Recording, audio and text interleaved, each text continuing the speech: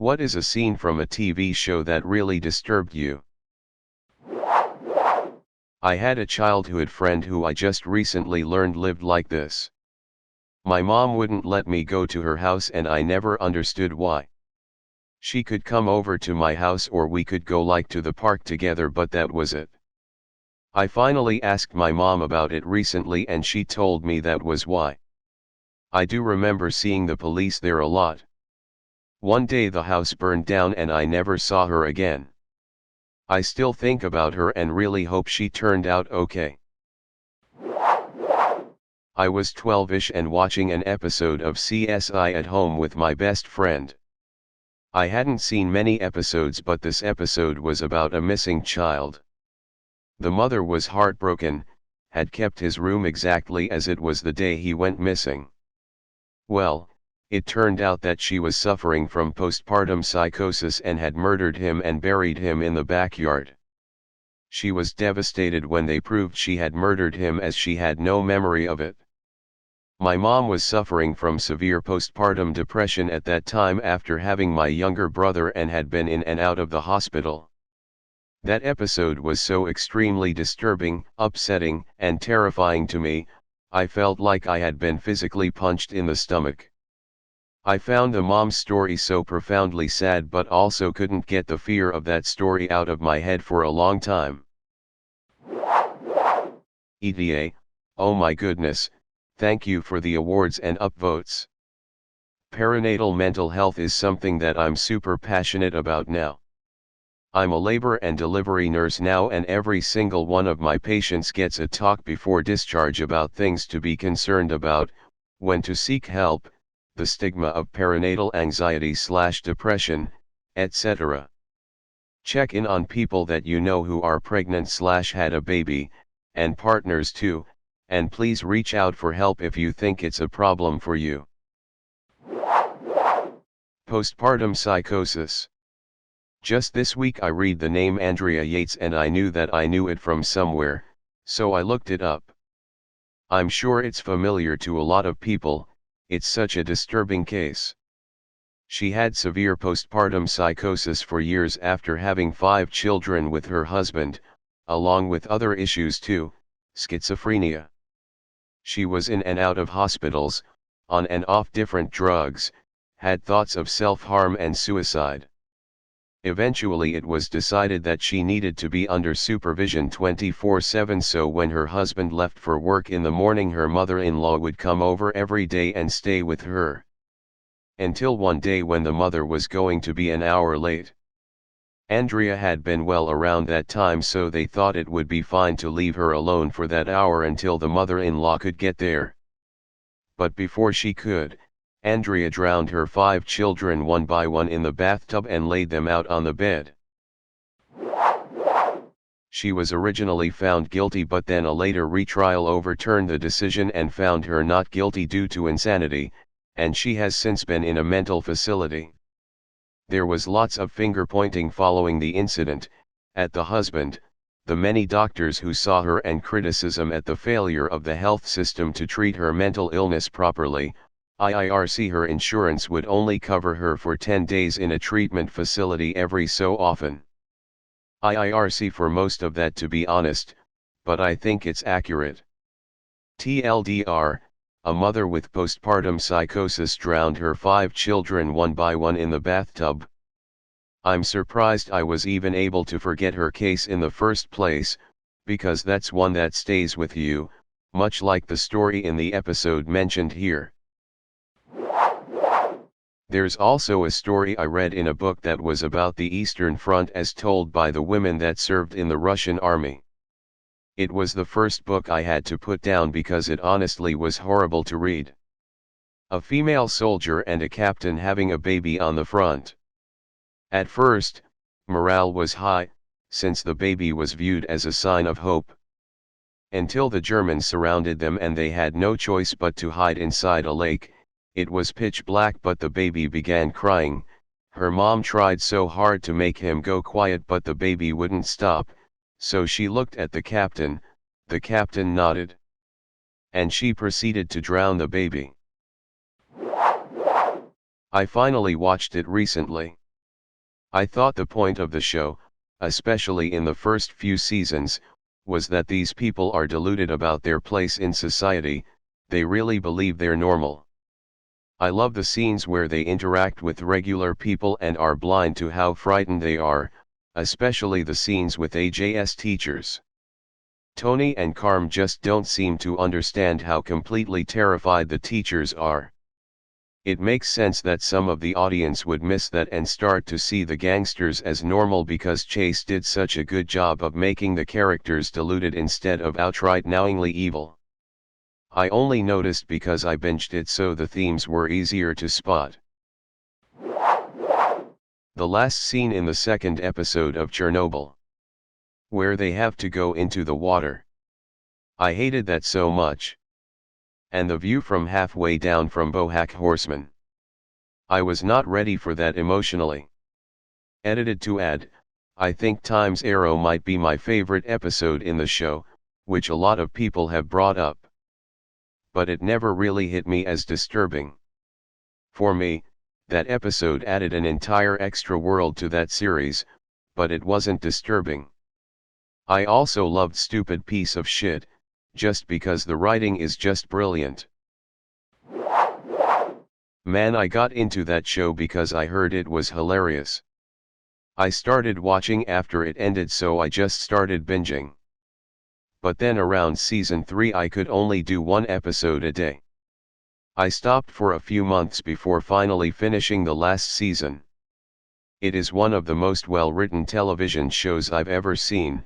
It's performed exceptionally well and deals with some unbelievably depressing material and handles it so well. I don't know that I can rewatch it, but I'm glad I did at least once. But I don't understand. I don't understand how this all happens. How we go through this. I mean, I knew her, and then there's just a body, and I don't understand why she just can't get back in it and not be dead anymore. It's stupid. It's mortal and stupid. And Xander's crying and not talking, and I was having fruit punch, and I thought, well, Joyce will never have any more fruit punch, ever, and she'll never have eggs, or yawn or brush her hair, not ever, and no one will explain to me why. The same thing happened to me. Except I was 7 years old and terrified of the prospect of aliens and alien abductions, so therefore was scared shitless of the X-Files. Eventually, I summoned up enough courage to tune in one night, the night that Home premiered. Got about halfway through it, when the brothers broke into the sheriff's house, beat the husband to death with his own baseball bat, then dragged the wife out from under the bed by her ankles. I noped the fuck off of that channel and never looked back. A Breaking Bad scene also came to mind, but it's the one where Walt comes back in a frenzy to grab all the money he's made and make a run for it, but Skyla tells him that she gave it all to Ted. His manic laugh, the sound design, the phone call from Marie, and the trippy detached rising overhead shot really struck a chord with me, and I found that weirdly disturbing. Such a solid ending scene, and it's definitely a turning point for the character. Check it out here if anyone's interested. That detail was so pivotal in shaping my perception of Bohack. Like, it's not that we think he's a good person before that, he's deeply flawed, and makes a lot of bad decisions, but it always seemed understandable. As a recovering addict, I relate a lot to him. However, I relate a lot to Sarah Lynn too, and watching that scene made me think about all the times I could have overdosed, and wonder whether the people I was with at the time would have called the ambulance for me immediately, or left me to OD for almost 20 minutes or even longer. It really hit me how deeply he, the one person she trusted and looked up to above all else, failed her. Fear factor when the contestants had to eat all these live-ass bugs off of a rope covered in honey hanging from the ceiling of a greenhouse. Then they had to spit 'em out, blend 'em, and drink em.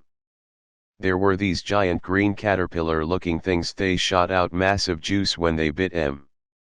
I'm usually all for the gross stunt, but that one stuck out in my head as the first one to make me retch. Edit. Here I am talking about Fear Factor and y'all listing some wild ass shit, lol. I should have read the comments and checked the temp in the room first. I didn't know it was this kind of party. The day my dad died, my wife had scrubs on to fall asleep. I'm sitting in bed and the episode with Brendan Fraser came on, the one where Cox keeps seeing him but he is actually dead. I spent the remainder of the evening sitting in bed with my wife and 1-year-old daughter both asleep beside me, silently sobbing my fucking eyes out, the first emotion I had managed to muster that day, as I mulled over death and the fact that I'll leave my daughter someday. I prayed for the first time in well over a decade to an entity that I don't even believe in, that when the time comes, my daughter doesn't find me as I found my dad. 5 years later, and thinking about that just to construct a Reddit comment still brings tears to my eyes. All that from an episode of Scrubs. House had quite a few of them, like when he performed surgery on his leg and Kuttner's suicide. But the episode Broken, which is probably my favorite episode in the series, has this one scene that really stands out for me.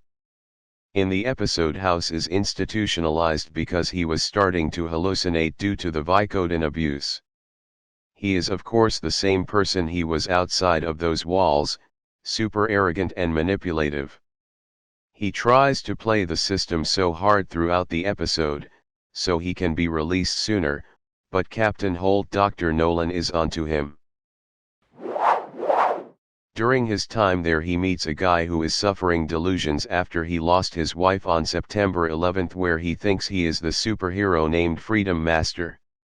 His is very manic at the beginning, but is soon broken down by one of the doctors to a near catatonic state, which House really hates.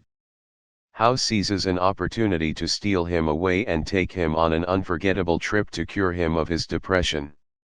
They go to a carnival, where together experience simulated flight in the form of one of those powerful fans that make it seem like you're flying. House wanted to make him feel like a superhero again and bring out that happy person he met when he first came in. And he succeeds. Freedom Master is back and ecstatic as could be. The problem is that he slipped back into his delusion and now was convinced he could actually fly. So, as they are leaving the carnival, he jumps off the parking structure and nearly dies. This was something that House never saw coming, because he thought that he had cured him. It's such a sad and extremely powerful scene, but also disturbing because it really shows the true depth of what it's like to battle with mental illness. You don't just magically snap your fingers and it's gone. House was used to problems that had simple solutions and treatments as long as you found out what the initial problem was, but there are some things that aren't as easy. In Season 5 of BoJack Horseman, when BoJack chokes Gina, the entire sequence leading up to it, I can just feel that something is about to happen. And when what was happening finally hit, I was just stunned and stared at the screen for a few minutes. No other moment in BH got that reaction out of me. I mean, the Penny and Sarah Lynn stuff hit hard, but this scene just hit different and I don't know why. I think the build up to it was just really effective. When I was a kid, maybe 10, my parents woke me up late at night because they had to go out for an hour. They put me on the sofa and told me to watch TV until they got home. Since it was late at night, there were no shows I recognized on, so I turned on X-Files, selected from TV Guide. I had never seen it. It was an episode where a humongous swarm of angry bees were attacking people, and one attacked a playground at a school. Kids were being stung and were screaming and falling to the ground as they all ran inside. One school admin worked to make sure all of the kids got inside, and therefore she was the last one outside. She tried to get in, but the whole swarm attacked her and the kids had to watch from the school door windows as the lady writhed and screamed in pain on the ground while being massacred by the bees. I was horrified, and I've never watched X-Files since. Sounds like the interviews with the actors that played in Flashpoint by the end of season 5, and fans wanted to know why they weren't continuing such a successful show. The lead actor almost broke into tears and said the script had started following the actors home and questions of if this was real life, would we have acted differently to save more lives. They ended the show for the mental health of the actors. When I was a little kid I got sick and my parents let me stay up and watch TV with them. They were watching a murder show and they pulled a rotting corpse out of a bathtub and all the flesh just fell off the skeleton. It freaked me out so much, I had dreams about it for years but eventually forgot about it. Fast forward several years and I'm binging Bones. The episode with the body in the tub comes on. I've never had flashbacks or panic attacks before, but that's what I'd describe my reaction. There's plenty of things in TV movies that I've thought worse than that, however nothing has ever triggered a panic attack before. Spoiler. Roseanne, Darlene goes upstairs to her bedroom. She enters her bathroom. Suddenly Aunt Jackie screams, "Close the door." Darlene comes down and asks her mom, "Did Aunt Jackie get into an accident?" Roseanne is like, "What?" Darlene goes on to tell her her back is all bruised up. Jackie comes downstairs and Roseanne is like, "Come here," and Jackie is like, "Let's go, come let's see this movie." Roseanne grabs her, pulls up her shirt and her entire back is bruised. She tells Darlene go upstairs and she runs. Well, Jackie tells her, "I don't want you making something out of this." Roseanne is like, "What happened? Who did this? Does Fisher know?" Fisher is Jackie's BF. Jackie's goes silent. Well, Roseanne says, "That son of a bitch." Jackie says, "You don't know what he's going through," and goes off and basically explains how there is no work and Fisher is upset and that when he's mad he tells her to leave him alone, but she kept pushing and she bursts into tears.